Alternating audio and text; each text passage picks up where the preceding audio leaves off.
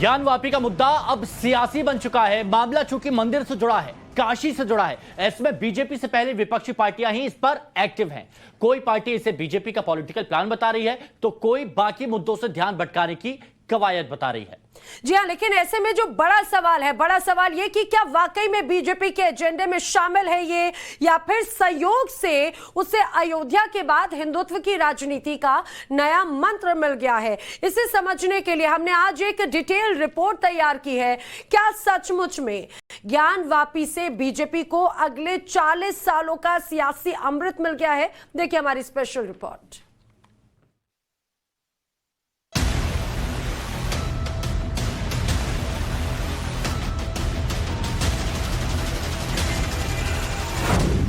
ज्ञानवापी मस्जिद के वजू खाने में पहले विश्वेश्वर महादेव मिलने का दावा। अब एक साथ भगवान शिव और उनकी सवारी नंदी की मौजूदगी का दावा। ज्ञानवापी मस्जिद या प्राचीन मंदिर, वाराणसी से दिल्ली तक बहस जारी। ज्ञानवापी का मुकदमा अदालत में, फिर मुद्दा सियासत क्यों? वजू करेंगे, नमाज पढ़ेंगे और वो जिसको कहा जा रहा है प्रोटेक्शन के लिए 400 साल से उसको हाथ नहीं लगाए।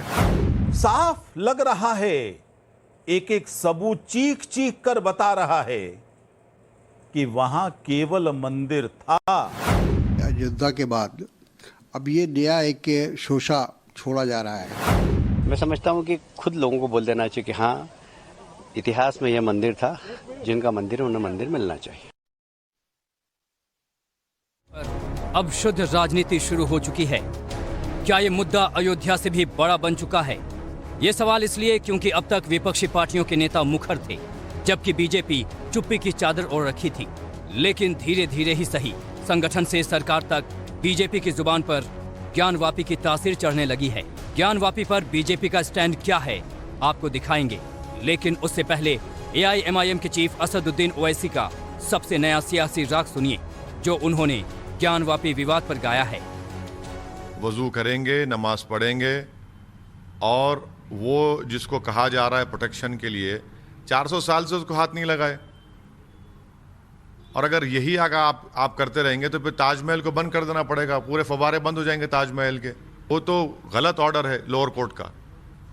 लोअर कोर्ट का ऑर्डर गलत है। हम उम्मीद करते हैं कि सुप्रीम कोर्ट जब कल इसकी सुनवाई करेगा तो कंप्लीट स्टे दे देगा लोअर कोर्ट के ऑर्डर पर। अरे वो इम्प्यून ऑर्डर है, वो उसको शिवलिंग नहीं कहा सुप्रीम कोर्ट ने, इम्प्यून ऑर्डर कहा। वो चैलेंज हुआ है, आप क्यों उसको नाम दे रहे हैं इस तरह का? अरे फवारा है। वैसे कह रहे हैं वजू वहीं करेंगे जहां हिंदू पक्ष शिवलिंग मिलने के दावे कर रहा है। वो शिवलिंग नहीं, फवारा वाली दलील पर भी कायम है। जबकि काशी विश्वनाथ मंदिर ट्रस्ट ने करीब 4 सदी बाद आदि विश्वेश्वर के प्रकट होने की मुनादी के साथ महादेव की पूजा की मांग भी कर डाली है।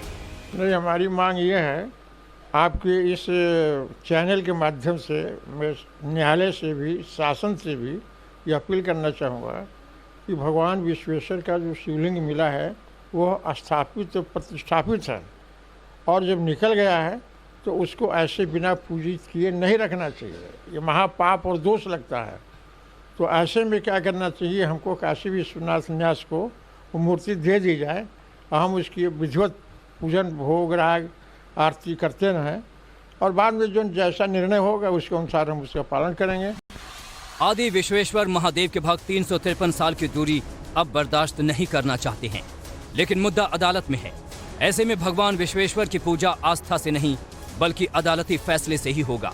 हिंदू पक्ष ज्ञानवापी मस्जिद के वजूखाने में शिवलिंग मिलने के दावे पर कायम है, लेकिन मुस्लिम पक्ष इसे मानने को हरगिज तैयार नहीं है। समाजवादी पार्टी के मुस्लिम चेहरे शफीकुर रहमान वर्ग तो इसे झूठ और प्रोपागेंडा बता रहे हैं। तो ज्ञानवापी मस्जिद जो है तो आज की बनी हुई है, तो आज उसमें शिवलिंग निकल गया।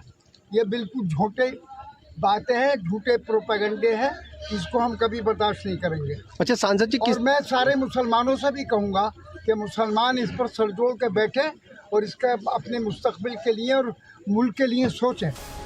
वर्क साहब मुसलमानों से अपने मुस्तकबिल पर विचार करने की उकसाऊ अपील कर रहे हैं, लेकिन उन्हीं की पार्टी की एक मुस्लिम महिला नेता ज्ञानवापी के मंदिर साबित होने पर इसे हिंदुओं के हवाले करने की वकालत कर रही हैं।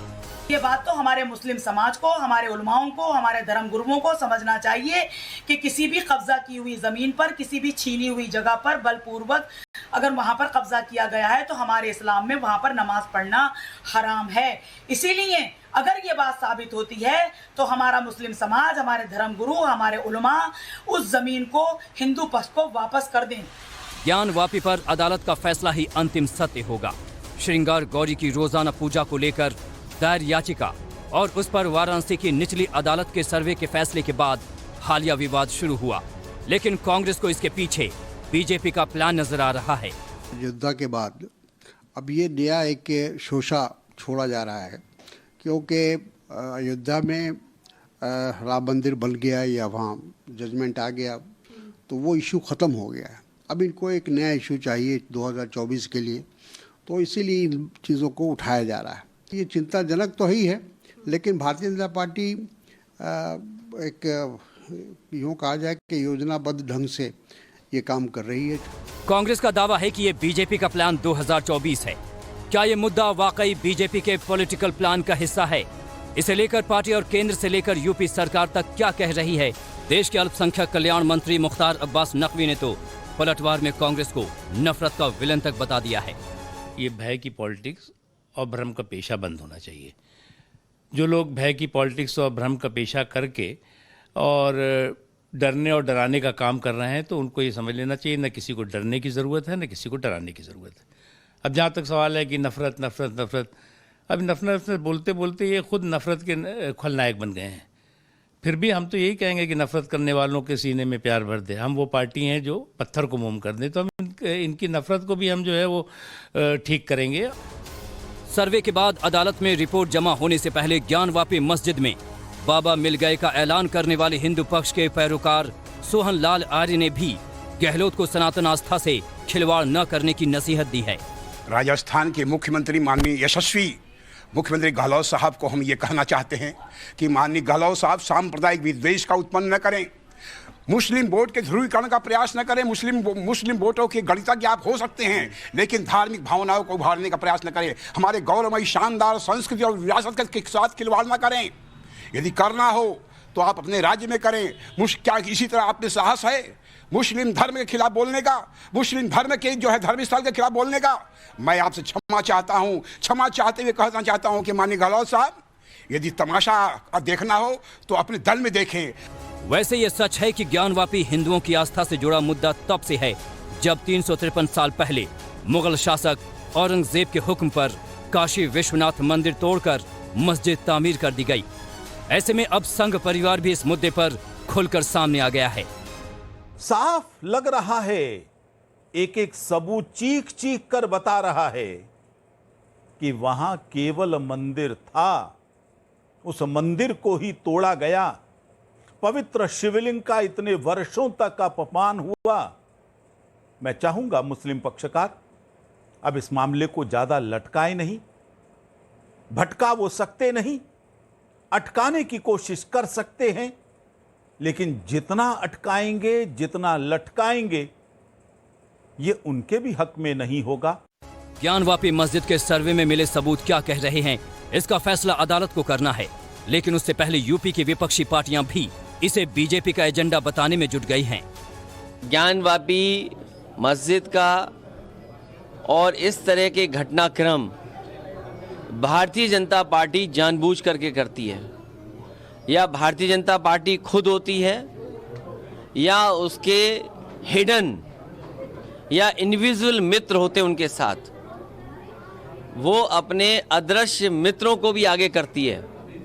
क्योंकि भारतीय जनता पार्टी जो बुनियादी सवाल है उनका जवाब नहीं देना चाहती। यहाँ कभी भी हालात बिगड़ सकते हैं, और अब आज़ादी के वर्षों बाद यहाँ ज्ञानवापी, मथुरा, ताजमहल व अन्य और स्थलों के मामलों की भी आड़ में जिस प्रकार से षड्यंत्र के तहत लोगों की धार्मिक भावनाओं को भड़काया जा रहा है।